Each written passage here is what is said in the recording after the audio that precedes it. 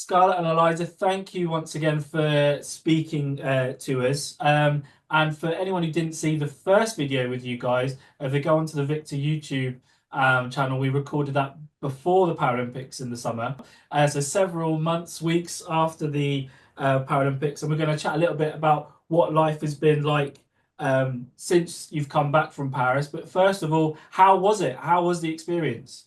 It was amazing. Yeah, it was a great experience, and we loved every second of it. Yeah, it's just an incredible experience, and racing in front of 15,000 people in the crowd was so amazing. So I raced in the 400 freestyle S11 and 200 medley SM11. So I think I was racing day 2 and was it day 6? Yeah, day 6. So I had heats in the morning, and then I qualified for finals in both events. So I had finals in the evening. And I was in also those two events, 400 freestyle S11 and 200 medley SM11. And I also did the 50 freestyle, the 100 breaststroke, and was part of the 4 times 100 meter 49-point relay, which is for vision impaired swimmers. And yeah, so the heats are in the morning, so you can race anytime from 9 o'clock to about midday. And then evening start at 5:30, and I think my latest was 8 o'clock. Yeah, about 8 o'clock, half 8. So you race the heats in the morning, go back to the village. It's about half an hour to 50 minutes the bus journey to and from the village to the pool. So you get back on after you swim down after a race, you get on the bus, go back to the village, have some food, get some sleep, and then you're back again for your final. And this is not just the race, because your race may be at like 7:30, but you then arrive an hour, almost an hour and a half before then, because you have your warm up, getting into your suit, and then pre-pool, so like stretching beforehand. So even though you may be racing at 7:30, you might arrive at just about 6 o'clock, and then with the half an hour bus journey, you'll be leaving the village about 5:30. So you might be racing quite late, but there's a lot that goes in before the race. In our classification, we have to have blackened goggles to make it a fair playing field, because for those athletes with no to very little vision. We train in blackened goggles as well, because we just have all of them so we don't get mixed up, because we can't tell if they're blackened or not, because they're all the same. So we just train and race in blackened goggles, just so we don't get confused when picking them up. But yeah, we have to race in blackened goggles, and then they get checked after every event just to make sure that all the goggles are blacked out and no one has an advantage. So at the end of every race, all the S11 athletes will have their goggles checked. They mentioned it quite a lot in the commentary, because it's obviously in pretty much all other swimming races, you're able to sort of check either side of you as you're swimming, sort of see how your competitors are doing and whether you might need to speed up or whatever else. But when you've got completely blackened out goggles, I suppose you're totally unaware really of what the swimmers either side of you are doing, and you just got to swim your own race. Does it feel? Do you get a sense of how others are doing either side of you, or is it literally you're just focusing on your own race as you're competing? I think you always think it's you versus the clock, because obviously you don't know where anyone else is in the pool. Unless you're directly on the lane rope right next to the swimmer, you kind of have no idea where they are. So you just try and focus on your own race, because you have no idea where anyone else is. So other swimmers may look across the pool and spot other swimmers, but obviously we can't do that with the blackened out goggles. So as Eliza said, if you are on the lane rope, sometimes because S11 swimmers often do swim along the lane ropes, so they can use it as a guide. If you happen to be sharing the same lane rope as another athlete, you may feel the turbulence from them swimming next to you. Quite deceptive. Sometimes you feel bubbles. You're like, oh, they're closely not, so you don't really want to rely on it. Yeah, trying to find out if you do rely on that, sometimes your own bubbles, you can think that's someone else. So you just try and swim your own race. And we personally try and block all the other swimmers out, and just try and race your quickest race against the clock. So being in the village was really, really cool. When we first arrived, one of the team managers took us for a tour around the village, so we knew roughly where things were, so we could try and make a mind map of where everything was. So slowly we could do it more independently. It was quite a large, I'd say it was quite a large village, wasn't it? It wasn't just like your standard hotel and a few other buildings. There were streets of apartments, and then there were other buildings like shops and. So turn left past France, you get to so and so. It's but it's really. I find it quite nice hearing all the different languages, seeing all the different seeing all the different sports. I found that quite cool because being in a multi-sport like competition area was something we don't normally get at swimming gala, so that was very exciting. And that there was a lot in the village, so there was things if you weren't racing. So there was an open area with a big screen where you could just sit on like deck chairs and watch the sports on the TV. Some shops. There was like sort of like grab and go stations to get food, and there was also the ginormous dining hall. Had like 8 rooms, and there was things you could do, like there was a post office where you could get like postcards for people, and there's a gift shop. So there was things to do if you weren't racing. So we were racing up to Eliza was racing up till day 6, and I was racing up till day 8. So if you weren't racing then, we would be training in the morning, so you didn't really have much time to just like explore and enjoy the village life, because you were training and trying to keep yourself in the best position and best shape you could before your races. But like afterwards, we just watched this sat with support teammates in the evening. Yes, in the daytime you could walk around the village and go to the post office, get some like souvenirs, sit with other teammates and listen to them commentate the other sports on the big screen. So it was nice. It was a nice atmosphere as well. As I said, you had lots of athletes from different countries and different sports, so we don't get that. We've never experienced that before. That was nice. And there's like 3,000 people in the village, so it's a very busy place. Oh.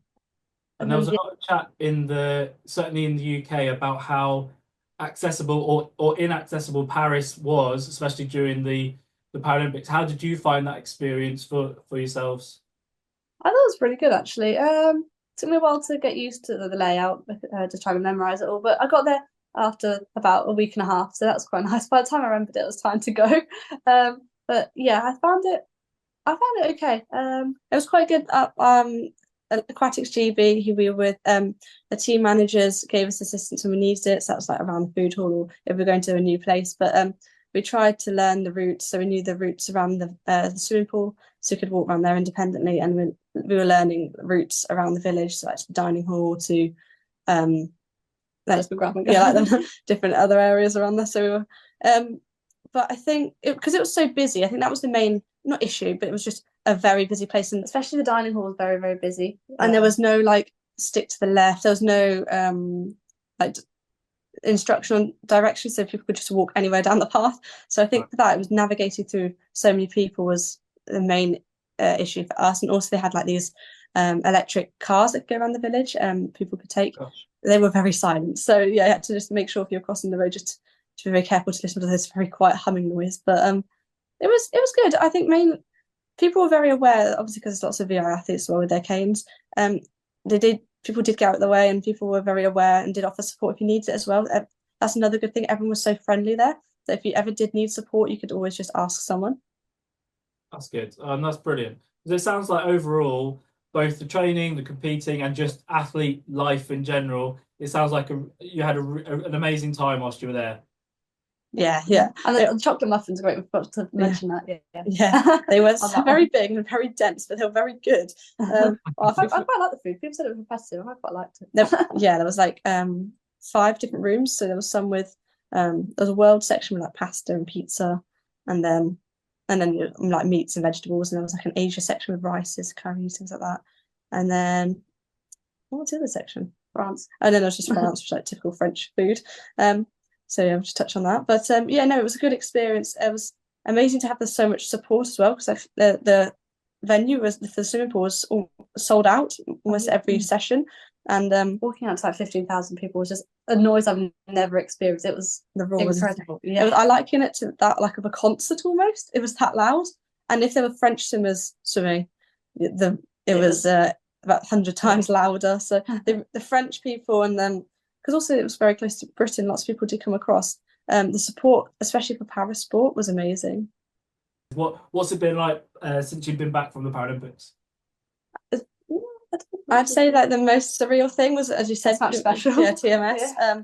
So we were still in the village when we did that. So we just finished racing our last race, and the media manager for Aquatics GP was like, "Oh, we've just had an inquiry about you appearing on Test Match Special," and we are big cricket fans, so we listened to it religiously. So we were, it was a very special moment being asked to go on there, and something we thought one day I'm going to be famous and I will appear on test.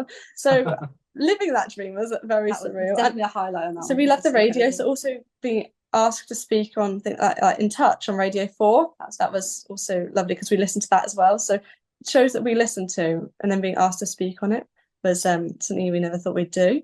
Having the opportunity just to speak at other things. I went to the RNIB Connect Radio Paralympic celebration. That was very nice. That was nice to hear about other people, like VI people's journeys, either through sport or charity, working at charities and things like that. Was quite nice. It's just having the opportunities to do that, to speak and to learn about other people's journeys. Like, we've been given many opportunities through swimming, and they're just different experiences that will stay with us, and it's just great to have these opportunities. And then, just sharing our journey, but also hearing other people's journeys, because everyone has their own stories to tell, and we quite like learning from other people. So hearing that's very, very nice. And I think one of the other special ones is going to the British Blind Sports Youth Swimming Gala, really nice, because that is the first gala we attended back in 2015, and where we got signposted to our local club. So it was almost a full circle going back to be there to present the medals and to speak at that gala, which was where we started our swimming journey. That was, I think, also a very touching moment, and also it was great to see like younger swimmers enjoying being in the water, and hopefully one day some may go on to be competitive swimmers too. That must have been lovely, actually, being at that gala and thinking, actually, yeah, you're absolutely right that some of those swimmers on the day would have known you were there, and hopefully inspired by you to think, oh, actually, in 4 years' time, maybe I could be teammates of Scarlett and Eliza in LA. So that sort of leads me on to my next question. What happens now for you guys? Because the casual sports fan sort of sees the Olympics and the Paralympics every 4 years, and then once it's over, gives little thought to actually what happens in that time in between. What's next for you guys? Are you thinking about LA, or have you got other goals in mind? What will you be doing between now and 2028? Will it be lots of training, or are you looking to sort of do your studies, or going into the workplace? What's next for you, for both of you? Yeah, so definitely LA is what we're aiming for. It is a 4-year cycle. This year there's the World Championships in Singapore, so we'll be aiming for that. That's in September. So the trials are in April, at the end of April. So we'll be training hard, ready for the trials in April. After Paris, we had 4 weeks off, so we have September and beginning of October off as our summer holiday. So now we're getting back into normal training.